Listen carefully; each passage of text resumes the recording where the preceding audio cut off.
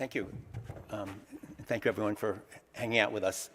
So this is an area that I've become very interested in, and hopefully that'll be obvious very quickly. But I'm thinking about how we organize clinical and translational research and whether we can do it differently. But first, I'm going to orient you to San Diego. And those of you who golf will know that this is the most famous public golf course in the United States, Torrey Pines.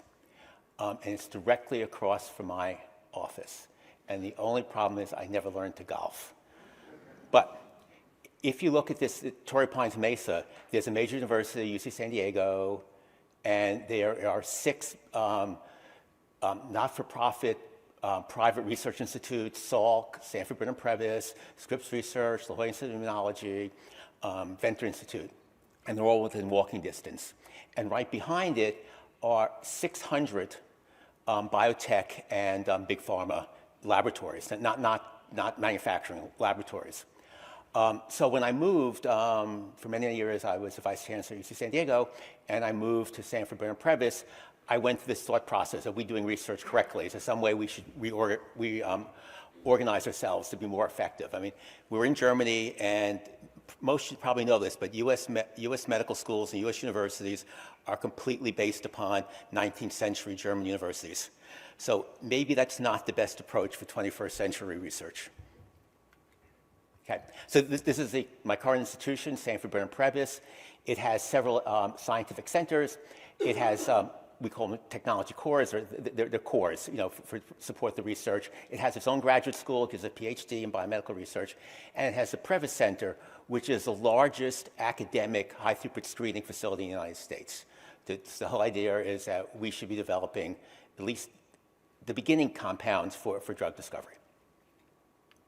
Okay, so I don't know if you're familiar with this, but what people do in the United States when they go to a new institution or look at a new program, they do a SWOT analysis, which stands for strengths, opportunities, weaknesses, and threats. The strengths are kind of unique to Stanford Brenner Previs, but the weaknesses, threats, and the difficulty, the opportunities, I think, are generalizable.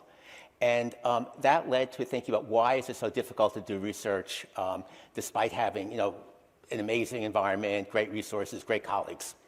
And someone tried to explain this, and this was Kuhn. So the way most of us were taught, the conventional wisdom, is that you have regular, we call it the normal science, and you incrementally increase it. So you get some new ideas, and slowly but surely you make it better.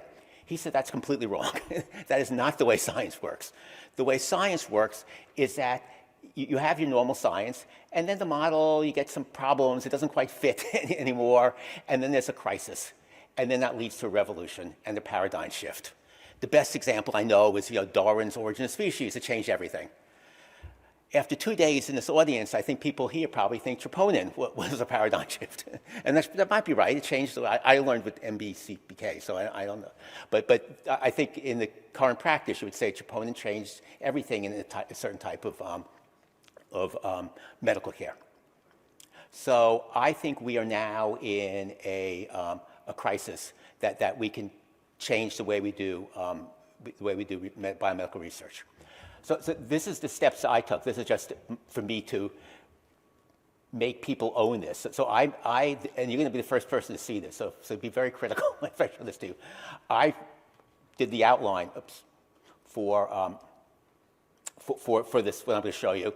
I then brought it to the principal investigators at the institution. I then have an external scientific advisory board who are very tough and stress tested this, and I actually report to a board of trustees. And at the end, I want to be able to explain why I want to do research different at this institute than I had been previously trained to do. Okay, so this is sort of the mission. So the mission is to conduct biomedical research, but it's not just to do biomedical research. It's to do biomedical research that translates into discovering cures for devastating diseases. And this is different than my colleagues at Salk that study earthworms and plants, and different than my colleagues at Scripps Research that does primarily chemistry. So this is a unique role that I think fits in well with physician scientists. Okay, so now people are not going to like this. So this is going to go from what our current way we're set up to what I'm proposing. So in academia, we always have independent faculty members. They get promoted, they have to show their own stuff. And what I'm proposing is that we have disease-focused centers of highly interactive people. Self-contained labs go to team science.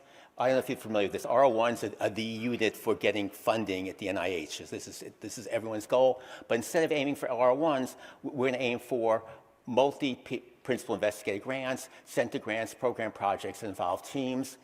A big change is that we're all trained to do hypothesis-driven research, and this is more what we call discovery-driven research, where you use, instead of using small data and hypothesis, you use big data. It's going to emphasize translational research, which up until recently was a dirty word because it was not driven by hypotheses. And it'll have a different group of people. Most of us consider ourselves biologists now, as physician scientists, but it'll involve people, more chemists and more data scientists. And I know there are a couple of department chairs in the audience, so I apologize. I don't think you have any future. I think the future is going to be in disease team leaders. Okay? So this is a change, and I'm going to show you a cartoon that will hopefully put this all together. But the change would be that there will be disease-focused, highly collaborative, multidisciplinary, multi-institutional research, which will advance. We use the term assets. It's like, for example, like a compound that looks like it might be a drug, or a knockout mouse that might give you insights into pathophysiology. It emphasizes translational research, which is relatively new, especially in the US, and it emphasized the idea of, can you push this into commercialization? Can another source of support for research be commercialization? It emphasizes data science, which is something that we never did until very recently with next-generation sequencing, and integrating clinical research and translational research, setting up so that you can go everything from very basic spatial transcriptomics all the way to clinical trials. I think one of the things people should like is that it reemphasizes physician scientists who actually understand the clinical problems and know how to approach them. And it emphasizes, as I said, entrepreneurship in addition to traditional funding to be able to actually commercialize and advance your assets. Okay. If you're going to do this, the faculty you recruit is going to be slightly different. I mean, this is the obvious answer to every faculty. Everyone we want to get is to recruit the best postdocs and the best labs and the best institutions. That's still true. But in addition, we need people who are highly collaborative, who are not going to be siloed, who want to interact in multidisciplinary projects and really hard projects. And we have to change the way we do academic advancement. If you're going to be a computational biologist and be a middle author on your papers, we're going to have to protect those people and make sure they can advance in the current academic environment. And we also have to say that we're going to recruit people besides our traditional biologists and biochemists, but people who know enabling technologies, like computational biology and artificial intelligence and drug discovery, and we're going to have to treat them as colleagues and advance their careers in an equal way. Okay. I also wanted to say that the way we do graduate school should probably also evolve in step with what I said, that many people go into biomedical research and go into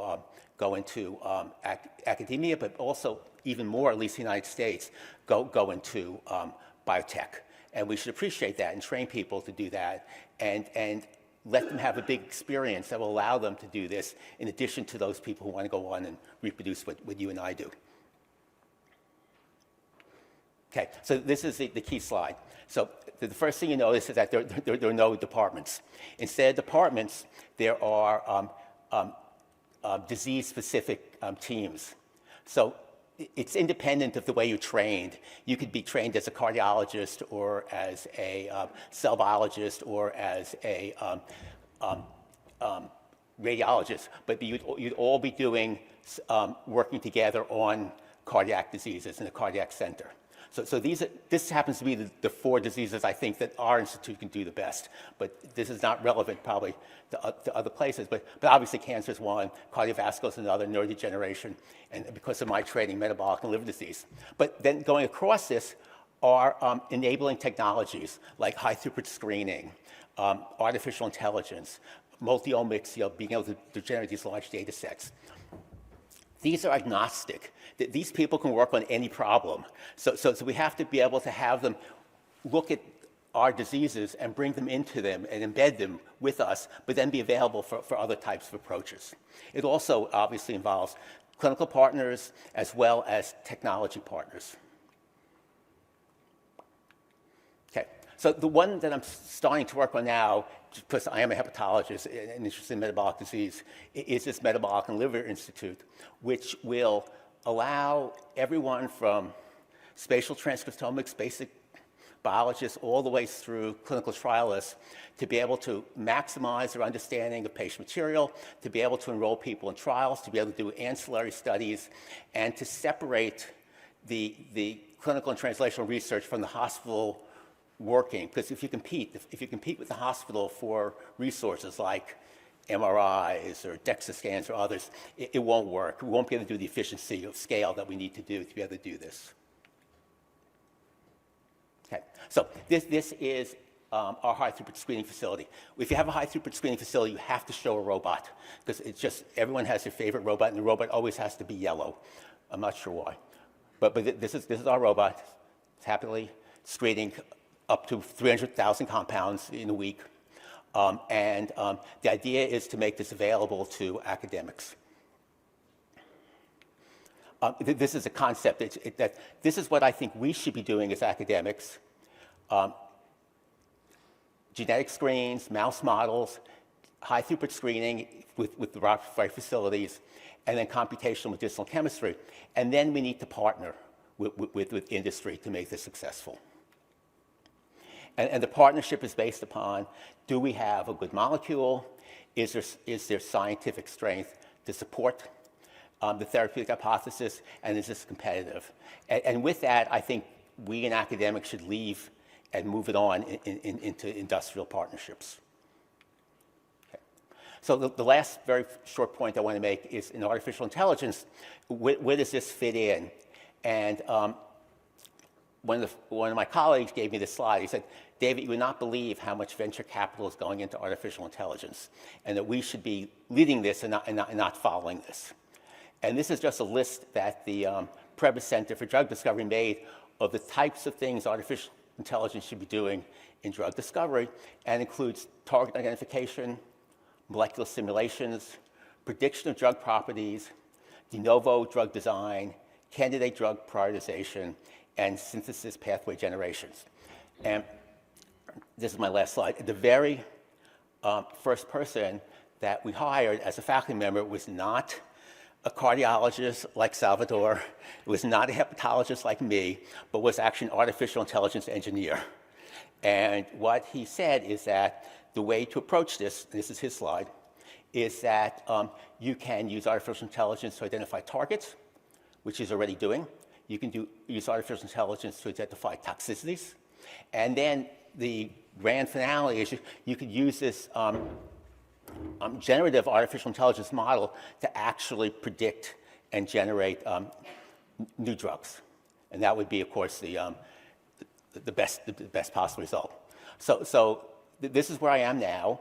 I'm trying to socialize this. You're the first group I tried to socialize this to, and I very much appreciate the opportunity to do this. So thank you.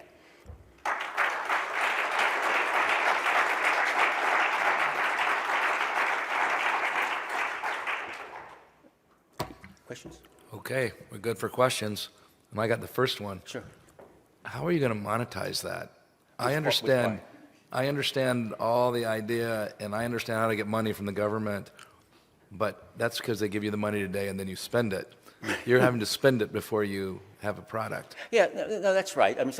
Just very quickly. So the current institute is 80% NIH grants or other types of grants, 10% philanthropy, and 10% business development, intellectual property. So there's enough money to invest if there's return. For example, if an asset is developed by this drug screening, we can make decision, do we want to push it without using our own funds, push it forward to make it more valuable, or try to get out of it more quickly. And so by having, roughly $10 to $20 million a year philanthropy, that gives me the opportunity to do that. But hopefully, the philanthropy won't be so dependent on philanthropy, and the return of the investment will continue to kick in as we develop new assets. If not, Okay, anybody else? All right, well, I know where the table he's going to be sitting at, having a glass of wine shortly, yes, so I will. we can get you then. Thank you.